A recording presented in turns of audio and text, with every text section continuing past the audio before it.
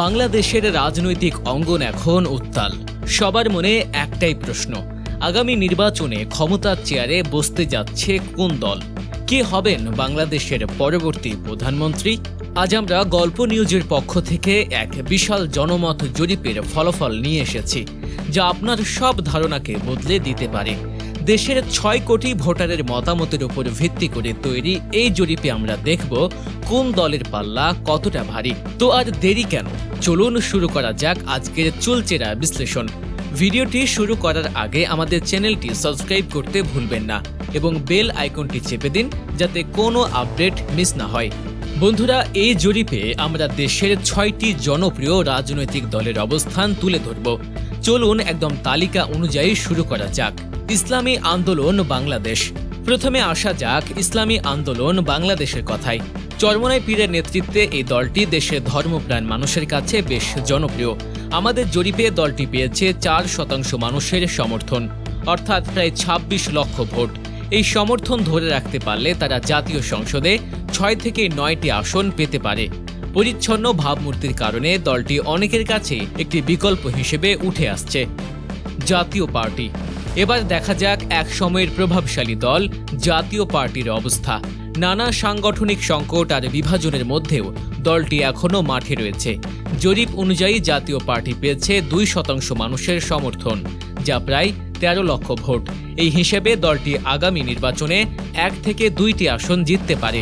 আপনার কি মনে হয়, জাতীয় পার্টি কি তাদের হারানো গৌরব ফিরে পাবে? কমেন্টে জানাবেন। জাতীয় নাগরিক পার্টি এনসিপি।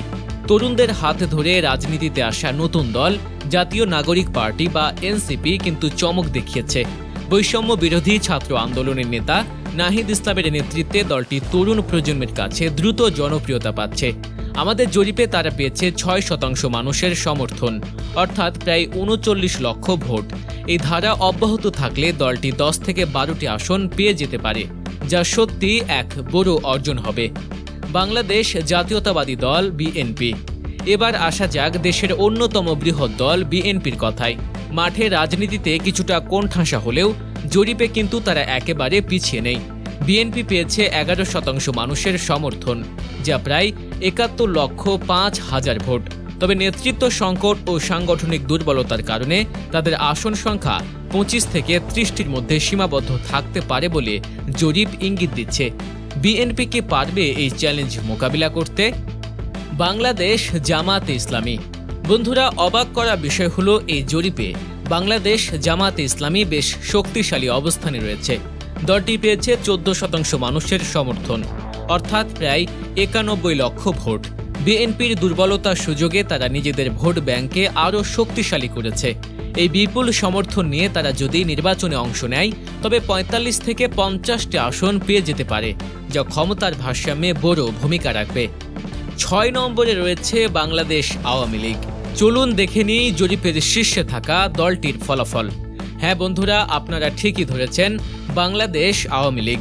প্রধানমন্ত্রী শেখ হাসিনার নেতৃত্বে দলটি এখনও দেশের সবচেয়ে জনপ্রিয় দল হিসেবে নিজেদের অবস্থান ধরে রেখেছে। জরিপ অনুযায়ী আওয়ামী লীগ পেয়েছে ৬০% মানুষের সমর্থন। সংখ্যাটা হলো প্রায় ৩,৯০,০০,০০০ ভোট, একটা বিশাল ব্যবধান।